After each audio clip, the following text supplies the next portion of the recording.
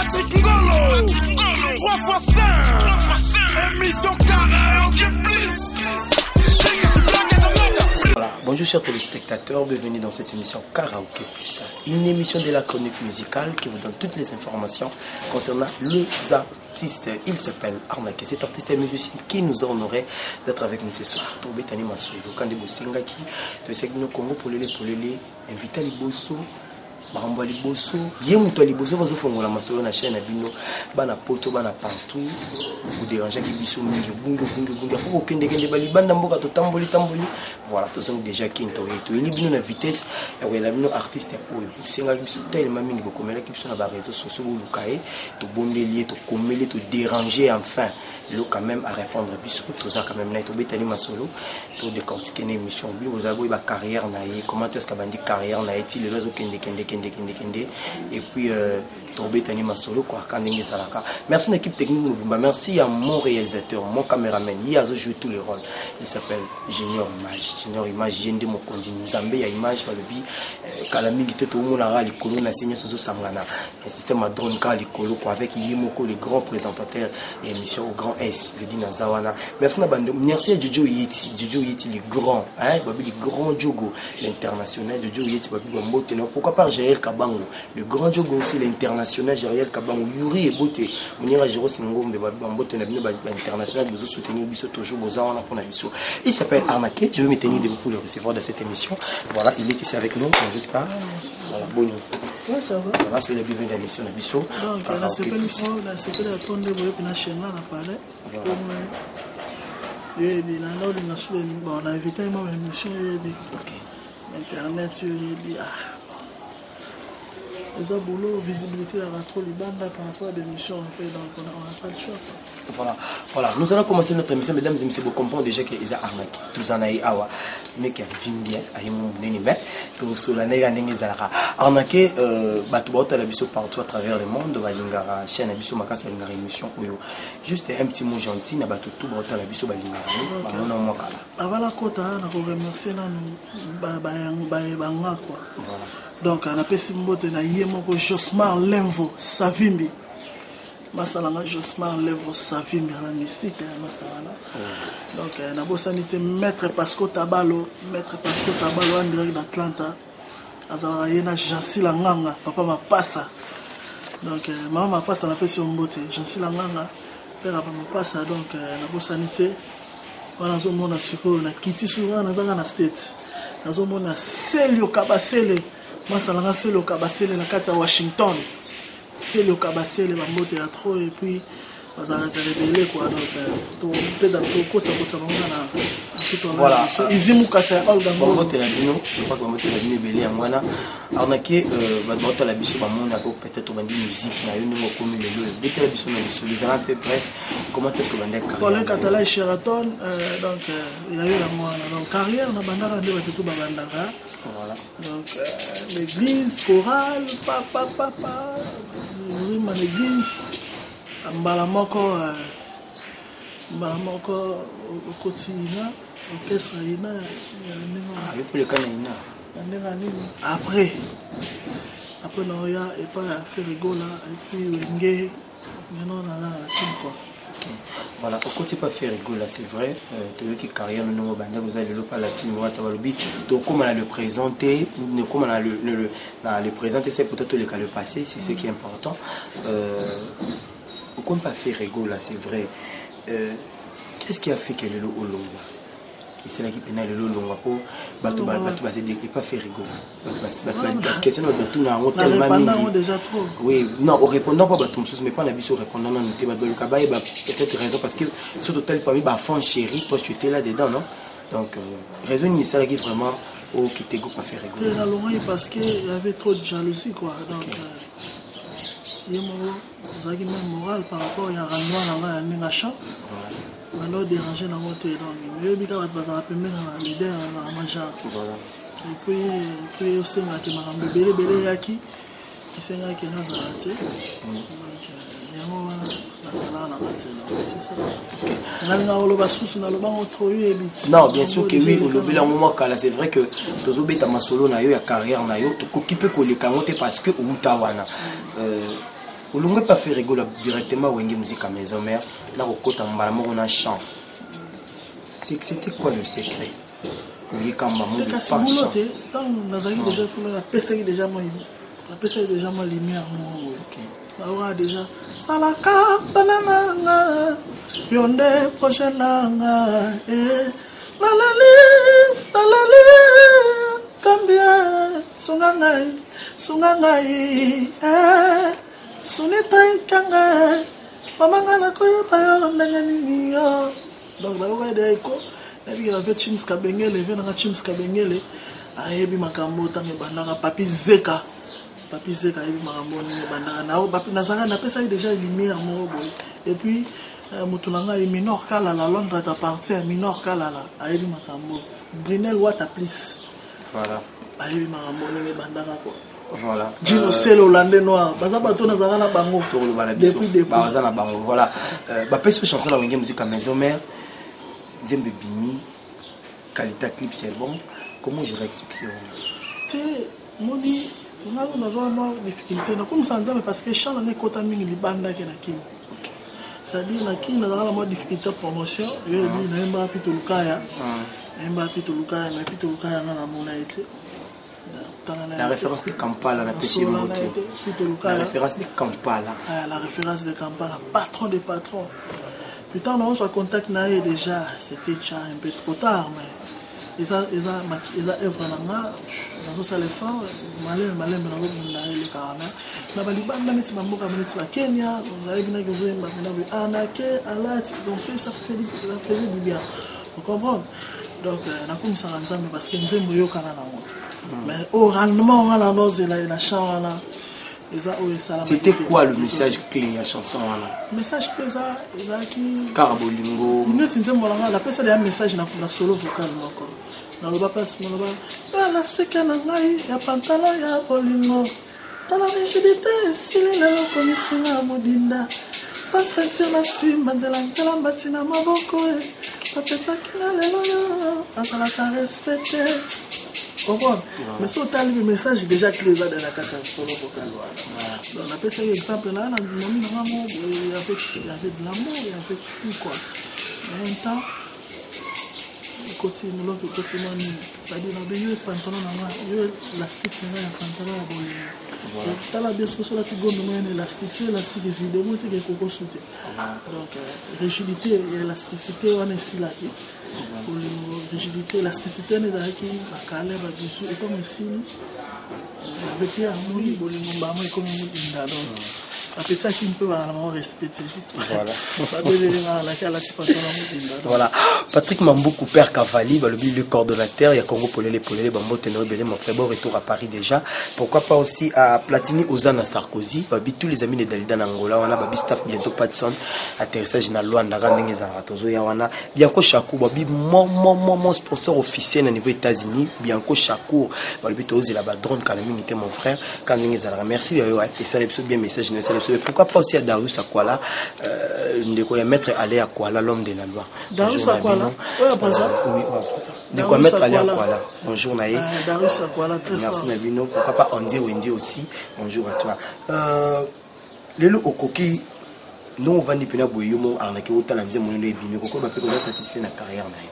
Très satisfait. Bandala Bandi, pénal. Déjà, première fois qu'on a. Et ça, on a déjà arnaqué. Voilà. Et puis, il faut qu'on a tchana ba wengene teba. Bouquet de fleurs, la pontalio. Pour la latte, ça chaîne à la voile, à la ta costume, bolingo. Kanakoti, nanako. Yeah. Kanakoti, nanako. J'ose parler vent. Et puis, dans la télé, on a lingakai. Bambana langai. Voilà, il s'appelle Arnaqué, chers téléspectateurs, Congo Polélé, vous comprenez, Ngamoko Grand S, Nazana Sagibino, vous comprenez, il y a Bissou Moronda, on a Bissou Moro, donc tout ça trop à l'aise, on t'a dérangé Bissou Azate, na Arnaqué, Babi, invité Liboso, Yende Moudazou mérité Marambe Belé, l'émission Liboso, la chaîne Abino Mounini, Kaning Zalara, Ayeli Bino Maramba, Bien, bénédiction, je crois qu'il y a, merci, Arnaqué, tout ça, na Jojo Yeti l'international, Djogo Mounini, Abina Tuna, est-ce que grand Djogo Diga. pe na profiter na pesi Bobo Ngenda ya betane na ngona na pesi pe mbote Bobo capitaine Bobo Ngenda capo mbote na pe belé Bobo 1er d'agosto voilà Fidi ya zande kwa yuri ebote Jojo yitolo bina tuna question moko lelo arnaquer sur ovandi okolo bape ke wera za grand formateur oui Vincent un grand formateur on a un grand formateur on a bien venangai commandant Pumpu ayebi makambo commandant Pumpu bambote na Kenya asaka ye mota na le professeur Julie Eyale le professeur Julie Eyale mota ko saka na le professeur et puis asaka ye na Kelvin Senkoy ya Pamela Boteka Kelvin Senkoy mon vieux il voulait la forêt avec grand formateur donc on peut pas oublier ça on peut pas nier donc formation en haute on s'est retrouvé dans la team Wata héritier Watanabe est-ce que vous êtes à l'aise oui je suis est-ce que tu te sens à l'aise le peut-être rôle avec arnaqué mais na Watanabe ça va on ça déplacement pour quitter bâtiment mais pour ça la soir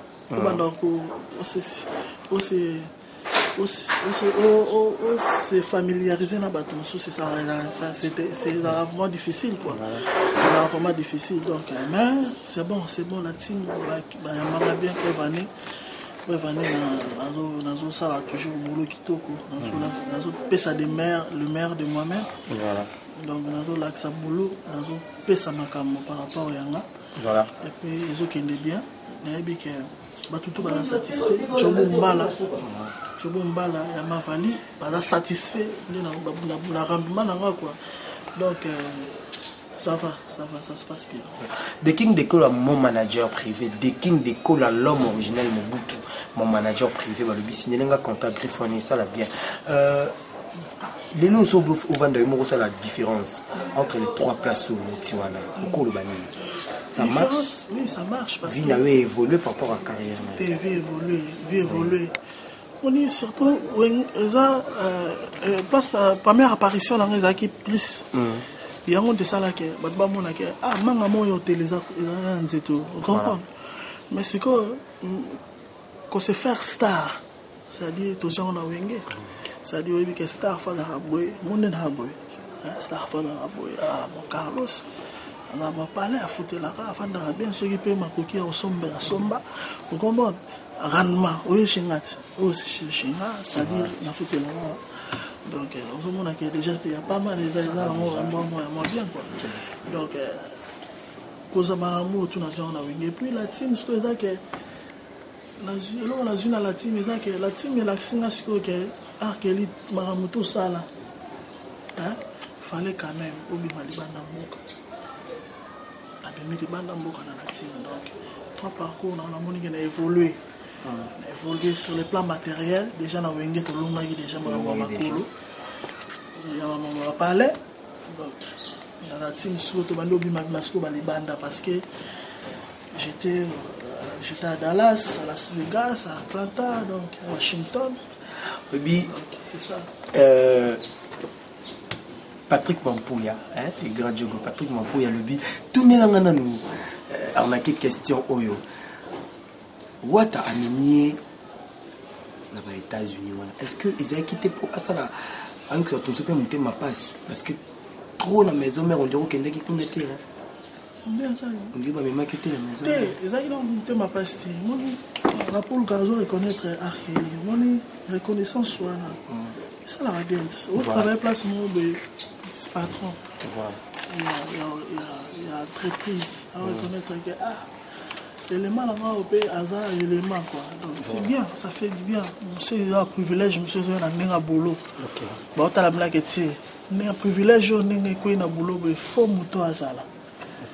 Par rapport il y a respect na épée à kilo na et ça l'a bien respect voilà ça me fait du bien donc et là on a une amie pas wata ça c'est il sait reconnaître les valeurs des autres c'est ce qui est très important donc c'est ça quoi c'est qui est très important trésor Chimbalanga trésor Chimbalanga la personne beauté trésor Chimbalanga il m'a kamoné ezokende donc voilà. Mesdames et messieurs, il s'appelle Arnaqué, vous comprenez déjà. C'est déjà la famille, vous comprenez quoi. Et quand on dit c'est du professionnalisme, il faut vous comprendre que tous on est à l'aise, on est chez lui, on parle, tout ça se passe ici, voilà. Elvis Makumbika, le grand Hollandais Elvis Makumbika. Bonjour Nayo. Alors bien tout na arnaqué, c'est quoi ton objectif dans la musique anglaise? Objectif arnaqué dans la musique anglaise. Ah, tu sais les objectifs, j'aime pas les dire parce que quand on roule au banc na TV, tout le monde va bouler, ah, la boulot. Non, c'est mon objectif, c'est de bien faire les choses. C'est-à-dire, on faut garder comme on a arnaqué. Comme nous gardons toujours, nous gardons toujours, nous maintenons et puis nous avons boulot, nous avons travail, nous avons ça là, nous sommes toujours contents. L'objectif, nous avons pour nos fans, c'est que notre objectif, on ne peut pas le dire à la télé. Donc je vise loin. Nous visons grand, nous visons loin, c'est ça. Donc, nous avons un objectif, nous avons visé grand, et puis souci la mingi la c'est ça public oyanga parce que album ozo ya mi ange mi démon ba oyoka pena ba ligné pardon mi ange mi démon ba oyoka pena ligné mi ange mi démon ah to comme voilà chers téléspectateurs vous comprenez déjà arnaqué le aussi koyo est-ce que vous avez rappelé compréhensif? Ouais, très compréhensif, c'est vrai c'est une bonne année c'est pourquoi on a une question là. Bertrand, les grands jours qu'on appelle son mbote. Je dis, Bertrand, aussi comme Rambouli, c'est le colonel Rémi Ayos, c'est le Luba, on a quel tout Papa, de l'eau, surtout peut-être on a besoin d'un studio, donc il paraît beau, c'est le roman. Ni Ange mi démon. Nous sommes en question. Nous avons mis Ange mi démon. Tu mon ami Ange mi démon non, il y a moi là pour là dévoiler monter quoi. Voilà. Là dévoiler monter là dévoiler les nasimati. C'est-à-dire sur les occasions et puis occasion et moi là pour expliquer pas tout Ange mi démon. Simplement. Voilà, tout ça les photos vous voyez moi après ça non soit après dans la royale nasima. Donc c'est ça quoi. On comprend même l'album voilà. Tu vois le pourquoi bino ba musicien artiste je dis artiste bon bimalelo tout le grand 5e génération vous avez beaucoup plus que comme ba leader c'est quoi le secret parce que vous comprenez de quelle place vous allez ba leader no bazo ko sabi leader ba comme baluka ko comme leader ba bota mala pour aka la minta ma kika bouye pour orchestre na leader ba bota mala ba comme c'est-à-dire ba bota mala si tu es né leader tu finiras toujours toujours leader oui. Donc tu finiras que Massanara Josmar Lenvo Savimbi. Voilà. Jansi Langanga papa ma passe na pesi papa maman ma passe en beauté. Tu finiras. Donc tu finiras mais bon on a évité. Na rôle baté que baya bazo welisa. Non, parce que tout le monde a les loups la musique les responsables viennent papa Vumbi. Les responsables va monter à trop. Parce que c'est lui le responsable donc comment voilà comment on ça moni bat mustoko ba précédé mususu moni que ils essayent bien ils le font bien voilà donc les autres appréciation na yo ndenge ozomona na album ezobima ça marche ça va bien si déjà batu ndambo ba sepeli c'est-à-dire bato ndambo to bato basepeli soki déjà bato bon bato tout cas ba sepelaté ba contrôler ma ba ça si bato ndambo déjà basepeli c'est que ça dit ils sont dans les bons donc ça dans les bons il s'appelle Arnaqué mesdames et messieurs vous comprenez mais dit c'est mon ami mais c'est mon invité aussi parce que son habit son normal quand ndenge zalaka et l'on ça la pour concevoir avant c'est écrit dans les araignées parce que oui malayo c'est comme si vous allez que nous qui wapi tout le monde a battu nous foyer mais famille c'est madame c'est nini mais yo bina normal ba chant on est le grand problème voilà il y a un monde qui est un grand problème parce que je sais vraiment bien le faire c'est des secrets dans les araignées secret dans les araignées c'est-à-dire bon c'est-à-dire nazana équilaté des alaké je remercie Dieu parce que na équilaté mo il faut na lire assez musuna lire à fumboité voilà donc on a la moto on a vraiment temps à repos tu vois mon ko benga ku 9h na biso to kana no 10h tu comprends donc on a la moto et puis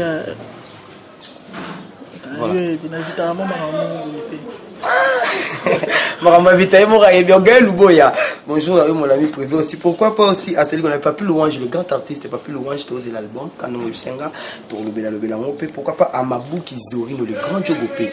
Mon ami privé, Yannick Bangala, lui, bonjour Nayope. Nana Zaïdol, la musique congolaise. Qui est ton idole? Vandi pe bobinga so na oyemba boizara grâce à mon touté. Soit tu n'as pas mon touté. Tenga pena nde na oyemba boy na yebota malongo na yemba déjà boy. Voilà. Na ndenga mabete et toucher ba touté les ba touté. Parce que nga akoli na famille chrétienne.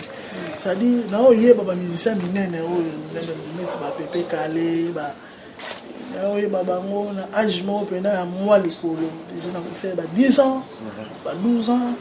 Na oyeba bango. Oui, bah moi, bah non. C'est-à-dire, on peut pas caler là. Bon, il y a l'icolo. Mais, na bota ma idole na ngai. Na mamba oui, parce que na bani boye mala 7 ans. C'est-à-dire, na idole na ngai na même côté ba Tanzanie. Oh. Ba frère na biso. Quelle surprise. Ba frère na biso. Puis tant na colis ko na moni ba caché na na za na. Faut na yo kaka. Na yo kaka mettre là ça Carlito trop. Aucune place avec Carlito. Parce que tout moment aucune place avec Carlito. Abotama déjà na caché mon sans le savoir que il y a là papa mon il y a les capes dans nzela caché voilà. C'est là encore là qu'on comprend que papa auto là ne peut moi ligner moko. Ça dit na la colite na ba José Nzita ba la la ya solo kwa monta parce que na colite ko en église. Ungibuye na bula bafama la fuluka yebela moyo mubanana osala mokili nangani tezambe chababela likolo ya ma tindakate papa tala misali kolo tobona tanzeta kosimango te kuma bayo mokili na nyosa esa komonana na esa komonana te nakula na nzembo nakula na ba nakaba sere na ligne pe nakaba sere na solo na remisa nayoka bango maintenant on comprend que on comprend ce que yo ebito soko la toujours fréquenter mo bano rappeler ma musique mo pe libana avec au Carlito fona za kana ba débat ba za ba grand chanteur voilà bon ba personne la personne âme tout voilà nayoka bango et puis tokolo ba te génération wenge nayoka ba génération wenge surtout wenge parce que là tokoli na mo pene la génération wenge quoi voilà vous comprenez bana wera baza bana wera non là tout nous est à l'aise donc mon wera mon wera babi vini mo meza wingi na wingi pour tout bon point chers téléspectateurs tous en arnaqué voilà tout le monde j'étais déjà lentement sûrement l'émission parce que tous en bas programme ce photo ça là arnaqué le est-ce que pas nous prendre yo polémique pour la musique n'est très important la cala c'était important mais le les est important pour l'instant je trouve pas pourquoi je trouve pas parce que est-ce que yo que dépend de qu'il y a polémique dépend na wapi de wenge musique de faire rigoler wenge musique à maison mais qu'il y a polémique oui pour au sala bato mususu passe c'est normal on a vendu arabe pas allo non attends bah j'ai bonne bien comment on a rolongate quand même j'ai on a rolongate côté là place au coma qui voilà c'était pas facile on n'est pas comment se mettre la parole à l'omma pena tezaki chant yaki na bagarre à chant c'est tellement bagarre à chant et les gars qui trop bagarre na nani tinga bena na oyemba kuna j'ai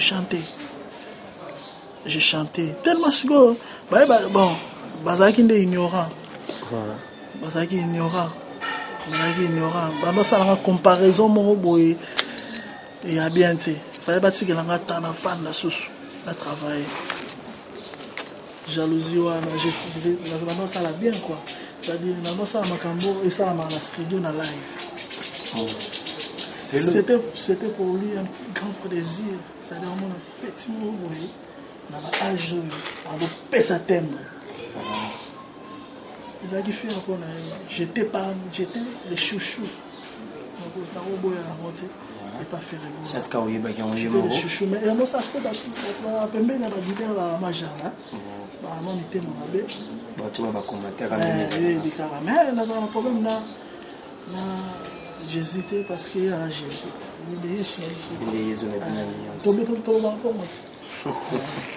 Mesdames et messieurs, vous comprenez, elle est la mission. Voilà. On a refrappé un jour, on a fait un tour, on a parlé. Dans une orchestre, c'était light. On a fait un tour, on a pendu sous le champ. On a un problème. Bon, on a évité. Pas tout ça, pourquoi il y avait Vanny? La foule, ça va me camboire. Moi, la foule, elle a bien abattu. Il y a un normal. Ah, il sait bien. Il sait bien parler, il sait avoir une relation bien abattue. Voilà. Surtout, moi, je dois reconnaître que ça. Voilà. Ça, il est sur le chanteur. Voilà. Parce que si on reconnaître, voilà. C'est une tactique de nous. Voilà. 3 fois boss, j'ai nos bamba bolobi. Pomme de main toujours. 3 fois boss, j'ai nos bamba. Tu as ta pomme de main toujours. Quand même, il était déjà. Merci à tout le monde partout na poto bozo tellement ébélé na Angola na Dubaï babi na Maroc babi mon premier Jersey Swag babi le grand manager toujours griffe na biso Ultimate Talent babi to la ta onde mikolo to banda vidi Jersey invité le bosso il faut accepter là déjà arnaquer déjà il faut Allah ta onde déjà vidi na générique zoya na clip oya faut la ta il faut ne ça la très kitoko Jersey message en wana babi Ultimate Talent babi griffe solo o ezo bima mikolo Jersey qui da message en wana il faut bétango et ça la bien est-ce que le la musique na yo ozomona pas na yo musique ils ont passion na yo c'est un sentiment c'est une passion on a comme c'est une passion c'est une passion j'entends on a venu là au col là de na yeba nguna la parce que ngata na loyo mbala tanga mo amuke batuma ndoka moi beaucoup ka batembo oh c'est normal c'est vérité non c'est tous on a mo extrême mudinda okoma salanga kanai oti vraiment na wenze omisomeli kaka fumbo sani kosomela nga mikila et pourtant moto salaki avokano sala wenze salaki tunanga papa la banana la mbela yo nini yango ana ngaka mingi misunyo koma somela nga makenena soto nangi se bendete kasi za mosunyo pourquoi lelo ko siango jouer na yo chérie moto tekaki poche ya biso na bombaki moto alelo na yo plus que mi denonce ngai bafuteli nga tike ya malakata ntango bayaka sikoyo eloko wana na ndule elaka show jojo yeti nayebi ke masala nga chancile nga papa mapasi ayebi makambo Josmar Levo Savimbi donc bayebi makambo oyo apolekatala Sheraton donc voilà. Minor Kalala Londres t'appartient Minor Kalala et puis Brunel Wataplis beau gosse ayebi makambo voilà. Chers téléspectateurs tout comme la souke émission toya na biso toya dodi toya arnaqué juste après ce programme il y a gros parce que tout le monde est dans le studio pour préparer singlement et bima déjà si je ne me trompe pas juste un programme et puis Ange Midemo Zoya basé la Ange Midemo et puis la 4 soirs tout ça ma participation puis tout ça la des plans des albums donc la pour la petite chance c'est un chant encore une fois merci beaucoup donc toujours travailler sur ça et puis baoyo kabanzela ba osepela bazwa des extraits na ngona na mandole donc baoyo kabanzela le to kuta na Freebox chez mamie il y a mamie bonjour na yo juste Freebox wana na dimanche il y a dimanche ça qui j'étais un peu malade mais là après mon a un peu grippé quoi voilà ça c'est ça c'est ça moi grippé mais nous pèse rare en soaka parce que ça des boulot na nga yango voilà là grippé donc grippe de betanga grave Jogo moko muneni Yuri Ebote alobi anniversaire na Isaki Lobi moi eloko pour l'anniversaire ni ça la bien Yuri Ebote l'international c'est que yo zo là wano damang te wana ze yo Yuri ozo kama kambo arnaqué Lobi eloko na ye wana ze yo joyeux anniversaire happy birthday to you motama la Yuri Ebote voilà. Happy birthday to you. À profiter dans la boîte de Jogo, faut d'abord appeler Jogo monsieur. C'est-à-dire Mikolo bo mesana na bobo ngenda. L'international congolais dans la primaire de gauche to. Donc bon mais ça n'a bobo ngenda notre capitaine quoi. Et puis azalaka yé moko tse azakana Vini Bongonga. Le diable Vini. Oui, Vini hein. Vini. Il y a le lori qui a bisinga qui a dans la bien koufra. Voilà. Contre fait quoi, vous avez bien koufra. Voilà, Nadago 13e apôtre. 13e apôtre. On a là ça va jouer donc voilà, bien merci Mbokani. Il y a Marlène Tessa. Il y a Marlène Tessa, donc on s'en a tout. Banda Kala, to banda musika. Et Reine Verso aussi a filmé Mombele, Auto Bala, Mombele. Et pourquoi pas Jonathan Bolingipé, Iré mariage Jonathan Bolingipé au Tepe Bala. Iré mariage Bangokak. Voilà, chers téléspectateurs, tout le monde a suivi l'émission Nabiso. Si vous avez aimé cette émission, dites merci à toute cette grande équipe professionnelle. Merci à Junior, mon réalisateur, mon caméraman, mon coordonnateur. Il y a agence moi il y a publicité qu'à la télé déjà sur le marché car on a créé Nabiso. Comment tu as vu l'émission? Si tu étais à l'aise? La ligne sur l'émission pas polémique. Voilà. Ce monde l'émission pour ça la boulot. Je te félicite. Je te félicite. Je t'encourage. Un petit mot pour la chaîne Congo pour les La ligne est une émission non parce que oui, l'émission a voilà. La ligne était mais tellement la monique est au-dessus de la ligne déjà. Voilà. Moi quand l'émission ça là qui la monique tu parles bien, vous avez des questions bien non. Voilà. Congo pour les news. Congo pour les news. Oui. Appelez-moi l'américain Arnakola, autrement du premier ministre d'État. Donc Congo pour les chaîne Moro Kitoko quoi. Vous avez des sites. Naba journaliste est bien un télo. Donc Bolanda site Kitoko beaucoup CP là quoi. Beaucoup CP là. Arnakola. Voilà. Voilà. Quand moi je vous dis déjà au revoir, nous nous retrouvons la semaine prochaine pour un nouveau numéro. Okay. Bye. Toujours une question que vous avez artiste aux la team Watanabe. Le loyo, le musique à maison, il la matanga, c'est vrai. Va perdre Makona Bango, Wazaki ex-secrétaire. Je crois CG, la combat Moni Production, le local réseau du déjà. Juste un petit mot par rapport à Yandi Bouviva qui n'a eu. Donc mes condoléances d'abord la famille Monka, Mobimba. Donc c'était un papa pour moi. Voilà. Moni Production vraiment. Dans la relation bien à Bananae. Je salue Pacheli Monka. Voilà. Je salue Héritier Moulele. Je salue Rachid Ken et Makoy Samou. Rachid Moulele, Patrick Moulele, c'est la famille. Okay. Donc, paix à son âme. Voilà. Paix à son âme. Donc, que la gloire soit rendue à l'éternel parce qu'il est maître des temps et circonstances. Voilà. Mais je suis de cœur. Je suis vraiment de cœur en Abango. Ok. Toujours l'ensemble, c'est la famille. Voilà. Tout le monde est émission, c'est juste la dédicace. La personne qui a Rachid Ken Makoy Samou. Je dirais c'est bonne nationalité belge. Josmar Lenvo Savimbi. La bonne sanité pour les Catalans Sheraton. Moni wana lisusu. Jansi Langanga papa mapasa. Izumu Kasa Olga Ngolo. Celio. Masalanga Celio Kabasele. Na Washington Mambo Théâtre batutu balinga anakula. Naba oyanga ya kala. Donc Dino c'est le landais noir batutu quoi. Venaka tout c'est le tangazo immigration. Donc Djibol Mbala. La famille on est ensemble quoi. Check. Voilà. Donc, comme la émission mesdames et messieurs, si vous avez mis cette émission, dites merci à toute cette grande équipe professionnelle. Merci à vous d'être branchés aussi, scotchés derrière vos postes téléviseurs aussi pour nous la démission qui tourne avec Ngamoko le grand et Saint-Patrick Ngolo.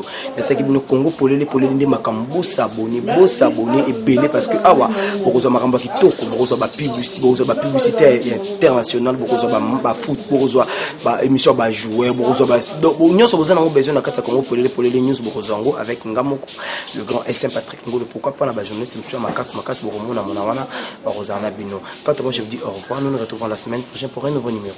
Bye. Patrick Ngolo, 3x5, émission